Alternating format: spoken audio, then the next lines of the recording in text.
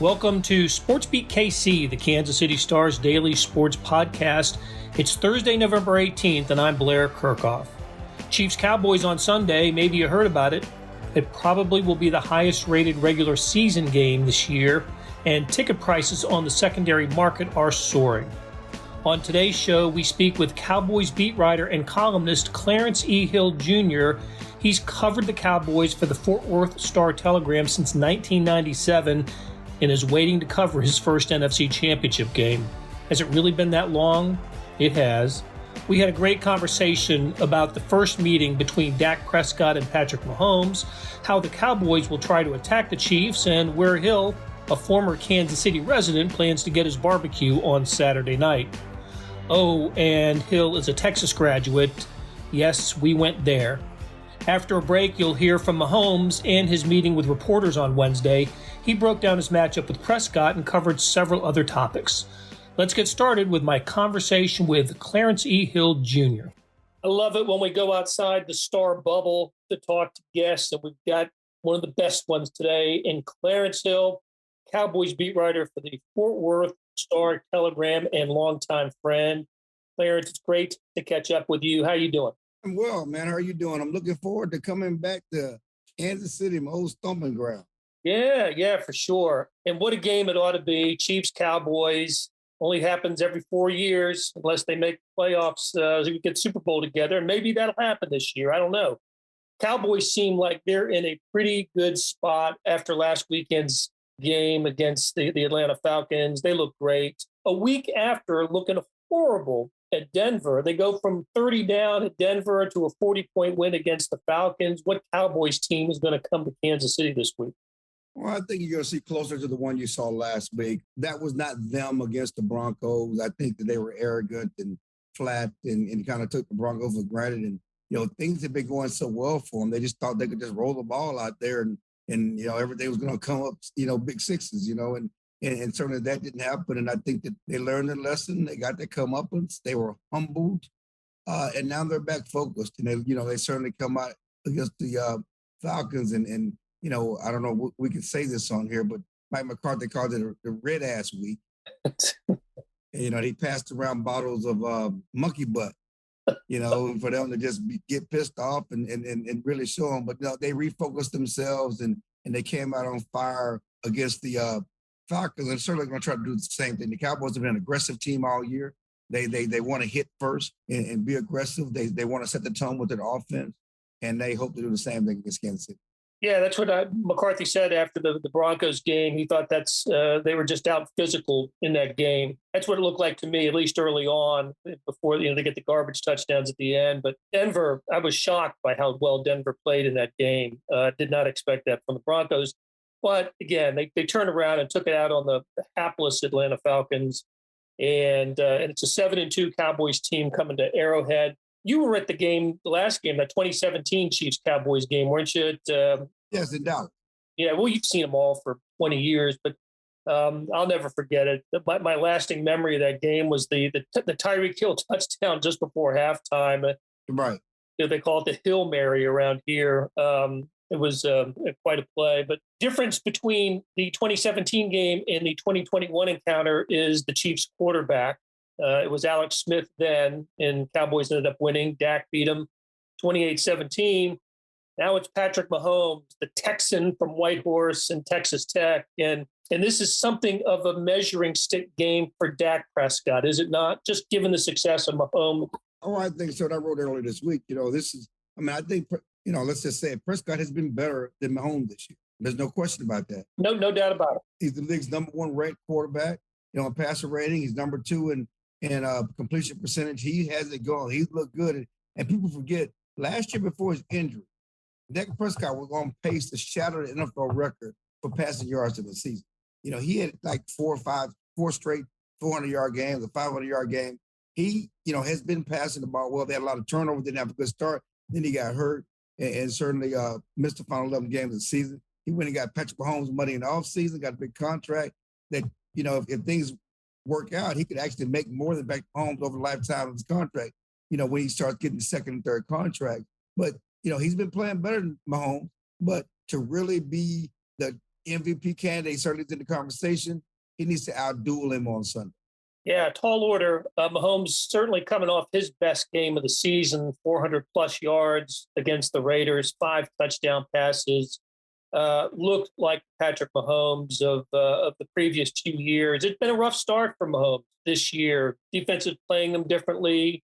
Has receivers dropping a lot of balls. I saw a stat today where he's lost more production on drops than any quarterback in the NFL this season. So take that for what it's worth, but still 10 interceptions for a guy that threw 6 last year, the entire season. And it has been an interesting, strange year, but Chiefs fans hope they have the Patrick Mahomes of 2018 through 2020 back. And I got a question, I guess. I saw the game Sunday, and the numbers look good. 406 yards, 5 touchdowns.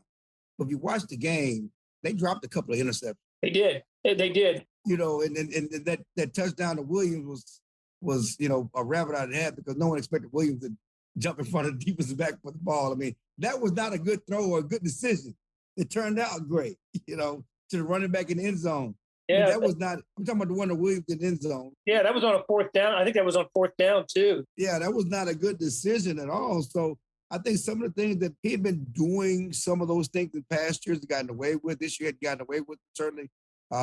Again, I think they dropped some touchdown passes. We'll see. I don't know if the offense is hitting on all cylinders as it was in past years as of yet. I think that the receiving core is not as talented maybe as it was in past. Well, the loss of Sammy Watkins has made a difference for the Chiefs.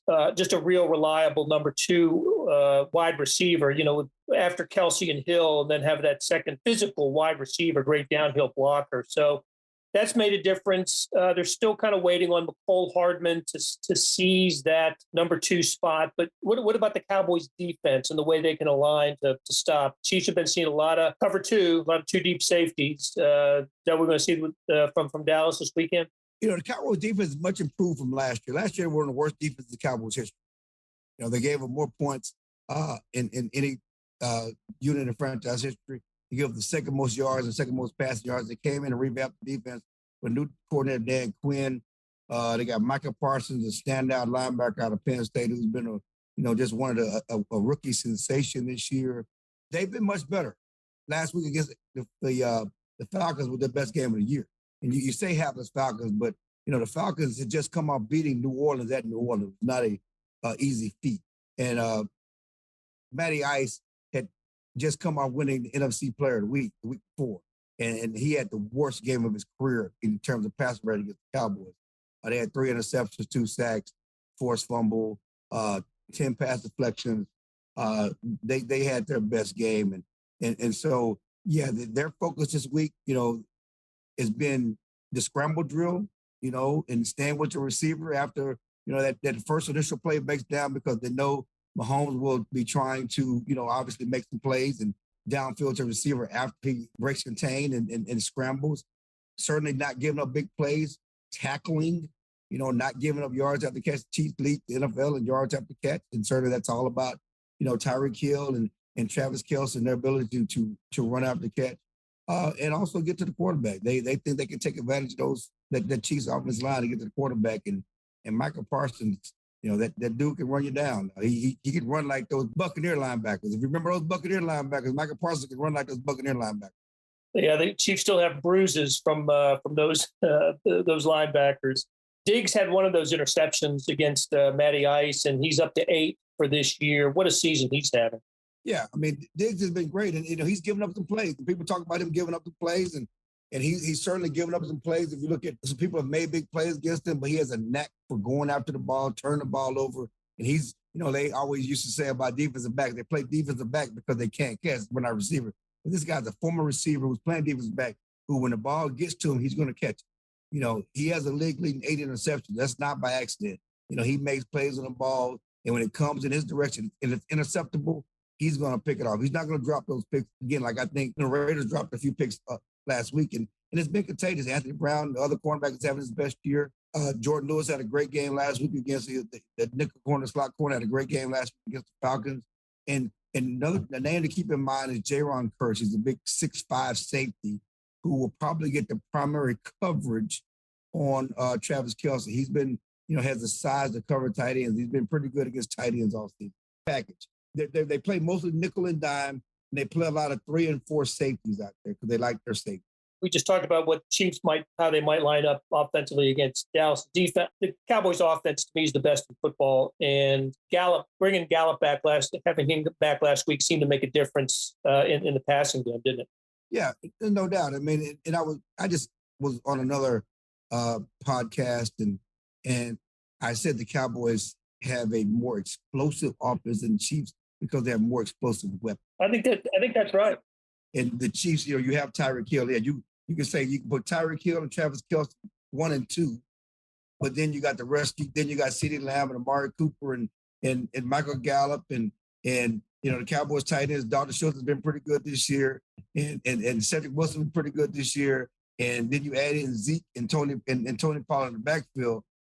Just a varied weapons, and it's made them a more explosive offense, a more fluid offense for much of this year. So that's one thing I think the key is, can the Cowboys defense stop Kansas City?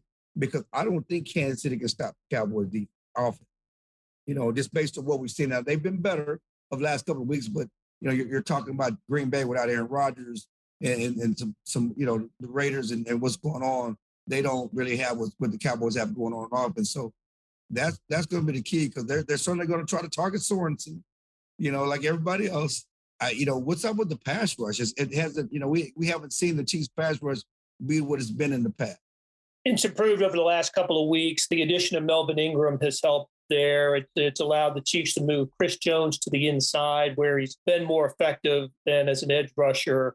So Frank Clark's actually had a couple of good 2 or 3 weeks also for the Chiefs. Sack totals were not up, but pressures are. And but you're right, a succession of Daniel Jones and then Jordan Love and a Derek Carr who won't say that he's distracted, but that entire organization's been distracted for the last several weeks, and the Raiders have lost 2 straight. So totally different situation coming up with the Cowboys here.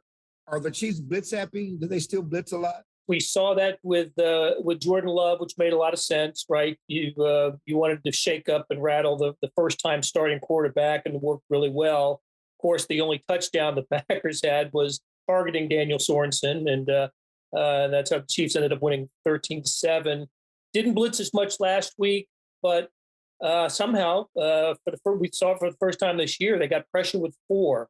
Jaron Reed in the middle had his best game as a member of the Chiefs. One thing to keep in mind, really underrated part of this Chiefs team has been their secondary. Pro Football Focus has Rashad Fenton as the highest-rated cornerback in the NFL this year. Didn't even start against the Raiders. And L'Jarius Sneed, a 6th-round draft pick in 2020, has just been excellent. If they had to do the 2020 draft over again, he'd be a first-round pick. And then there's still Tyrann Mathieu back there, Juan Thornhill, the safety, playing better this season. They Charvarius Ward back from injury. Chiefs back end has been pretty good, and it has improved. Listen, they built confidence playing the Giants and the Rogerless Packers, and took that to Vegas, and finally outlasted the Raiders and piled up some points at the end. But they're trending in the right direction. Mm-hmm.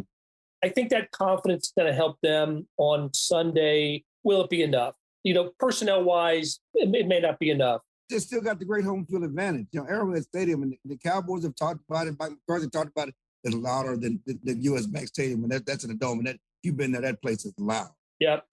Well, whatever they're gonna have open air press box, but they're worried about the crowd. I think the weather's not going to be bad, but Kansas City's great at home, and Mike McCarthy has not used coach speak. He said this is a measuring stick game for the Cowboys. We think we're good, and we know what the Chiefs where they want to go, and this is a big game between good teams, and this is a game they need to show they can win on the road.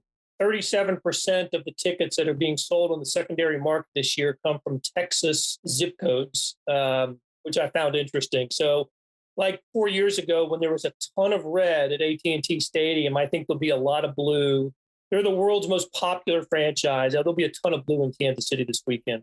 There's no doubt, and I know a lot of people that are going to the game, but I think that's what it is. That's what it's like in the league now, because of TV and social media and obviously a fantasy football, people have fans from all over. and certainly the Cowboys travel. But coming to AT&T Stadium, what people understand is it's a 100,000 seat stadium. If you get 30,000 seats in opposing teams in there and they're winning, they're going to be loud. Yeah. But that doesn't mean the Cowboy fans didn't show up. There's still 6,000 Cowboy fans in there. It's like the Denver game. They talk about the Denver took over the stadium, but the Cowboys never gave their fans anything to cheer about. Denver was up 30-0, so their fans were the only ones cheering. And so it can be like that. It can look like a sea of red, or it can look like certainly the Bronco Orange Crush was all over AT&T Stadium. And I think, just if we've been on the road this year, the Cowboys have, LA, they've taken over stadiums in other places as well. When you got it going good and your fans are loud, it's going to look like you got the most fans in the house. All right, Clarence, 2 quick ones to close it out on. First of all, what's it like having an owner that speaks to the media? Oh, it keeps us on the front page, baby. It keeps us on the front page, best in the business. Because, most of the time coaches, don't talk or don't have personality or don't say much, and they'll do all the coach speak. But if you want a good quote, you want a lead quote for your story, you talk to Jerry Jones. He's going to give you something, whether it's slower than a crippled cricket or whatever else we've had over the years. He's always going to give you something. So it's great copy for us. Of course, that stands in contrast to the Dallas-based owner of the Kansas City Chiefs, Clark Hunt, who holds 1 or 2 press conferences during the season, and maybe we talk a couple other times during the year. That's just the way he operates, and I imagine that's how most NFL owners operate. Most, yes. And of course, we can't let this opportunity pass without asking about your alma maters. And I was hoping Mac Engel would be on today. Oh, he's been giving me trash all week. Hey, you grad Mac Engel and he grad Clarence Hill. I didn't know what to expect in Steve Sarkisian's first year, but I expected a little more than this. It's disappointing. And there's so many excuses being thrown around in Texas, depth and recruiting. Well, they've out-recruited Kansas, okay? They've out-recruited Oklahoma State. They've out-recruited everybody else, Baylor, who they've lost to. But the AD goes on this week and talks about we have depth issues. Kansas beat you with a walk-on, sir. They beat you with a walk-on. It had nothing to do with depth, sir. I'm sorry. Playing his first game on offense. Yeah, he beat you with a walk-on. They ain't got to do with depth. There's something fundamentally wrong with the UT football program, and it's driving me crazy. I cannot put my finger on it, but hey, wave the weed, wave the weed, wave the weed. But I will say this before we leave, since you got me on that Kansas KU mess, don't feed me no Oklahoma Joes, okay? Don't feed me Oklahoma Joes. I know you have to change the name. It's still Oklahoma Joes, okay? In Texas, we don't champion barbecue that's called somebody else. All right, so what's your Saturday night go-to? Where are you going to be? I'm old school Gates. I used to eat Gates once a week. Heck yeah. I got to go by Ollie Gates and give me a beef and bun and a BB or one of those things and let them scream at me coming through. They still scream at you coming through the door. How may I help you? How may I help you? So I can't wait for that. All right, that sounds good. Look forward to seeing you up here, Clarence. No problem, man. Thank you. Hey, it's Blair. We have a special subscription offer for SportsBeat KC listeners, unlimited digital access to the Kansas City Star's award-winning sports coverage. Sign up now for 1 year of Sports Pass for access to all the sports news, features, and columns presented on the kansascity.com site, and it's only $30. That's a 40% savings off our regular rate. Your subscription will automatically renew after the initial term at $50 unless you tell us to cancel. Your subscription helps support the sports coverage of kansascity.com and the Kansas City Star, and that support has never been more important. Please visit kansascity.com/SportsBeatKC offer to get this special offer. And as always, thanks for listening. What stands out to you the most when you look at that Cowboys defense? Yeah, I mean, they play extremely hard. I think that's the main thing. They have playmakers over there, but they don't give up on any play. They're flying around trying to make plays happen. And whenever you have defenses that have playmakers and play hard every single play, that's a tough defense to go up against. Patrick, it's one thing to feel better about in-game. What did you look back at the film and say, I was doing this better and I need to continue that this week? Yeah, I think just taking what was there, especially early in the game, not trying to force it, letting the big plays kind of come to me. And I think we saw that when you're patient, you take what's there and you execute, defense will eventually come up, and then you'll be able to hit some of those shots later in the game. Patrick, you've talked about Dak before as a guy you watch video of and try to learn some things. Mm-hmm. What are your thoughts on his game, and have you learned anything from the way he plays? Yeah, I mean, for sure. I mean, first off, he's a tremendous leader. I think that you can see that even when you're just watching as a fan of him and of them. And so for him, he's a tremendous leader. He's been a starter in the league for a long time now. He's athletic. You can see that by the way he played in college, and he can make a lot of big-time throws. And so they have a great offense over there. They have a great team over there. So it'll be a great challenge for us to going up against them this week. In the early film study for this game, how aware do you have to be of just Trevon Diggs and where he is at each play? Yeah, for sure. I mean, when you have that many interceptions, that means you know what's going on. You have an understanding of what the offense is trying to do. So you definitely have to have an eye on him at all times, because he's going to wait for his opportunity, and usually when he gets his hands on it, he ends up making the catch. So definitely a great player, someone you have to pay attention to on every single snap, and try to find ways that you can have success in either other places or on him in certain areas. Patrick, was that defense that you guys saw on Sunday sort of the first one that was different, I guess, this season? In a sense, I think it still had the same principles. I mean, people were talking about it being a single safety middle defense, but if you really know the ins and outs of that defense, it plays a lot like too high. We've had trouble with that defense in the past. And so we found ways to just kind of be patient. It's the same thing, had to be patient early, and then when they played some man coverage later in the game, we hit some big shots. So, it was different because it didn't start off with too high, but in a sense, that's what they were trying to get to. And so for us, we just executed better this last game. Do you still feel like what you guys were able to execute can translate when you revert back to some of these defenses that you've been seeing? Yeah, I think it's a battle. Every single week. Obviously, I'm sure they're going to do some different type of too high stuff, but they'll try to have mix-ups too. They're not going to sit back and give us the exact same coverage every single time. They're going to try to find ways to confuse me and to confuse this offense, and so we have to make in-game adjustments and still take what's there, and then whenever the shots do present itself, we have to hit those. We've been asking about the chemistry with the offensive line since training camp, but at least these last couple of weeks, you seem comfortable there.